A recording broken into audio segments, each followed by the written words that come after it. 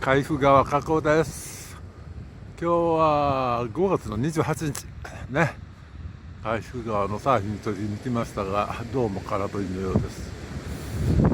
こんな感じでね、海部川の流れを変えようとしてるのがね、人工的に変えようとしてるのは分かるんですけど、これ大自然の力に勝てるんでしょうかね。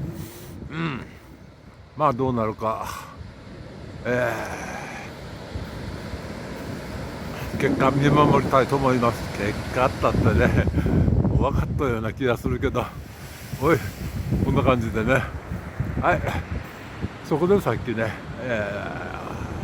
お弁当食べました。こんな感じでもう一周ぐるっと回ってね、はいね、サーフィンが行われたスポットは、ここら辺ですね。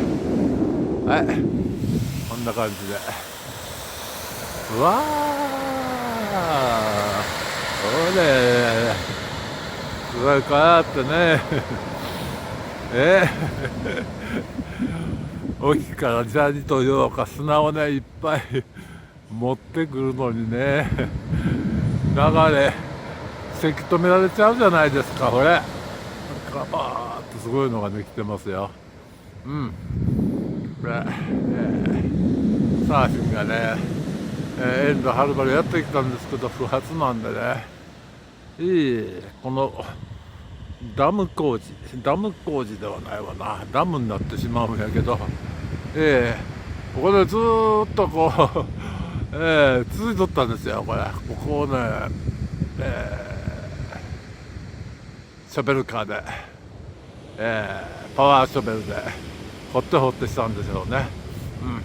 こんな感じでね、新しい、海部川河口ができてますよ。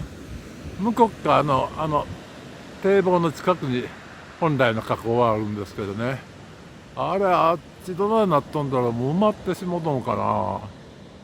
ちょっと後で見に行きたいと思います。こんな感じです。はい、綺麗な海の色してますね。大島、手羽島ね、大里、松原海岸、すごい長い海岸ですね。海部川河口です。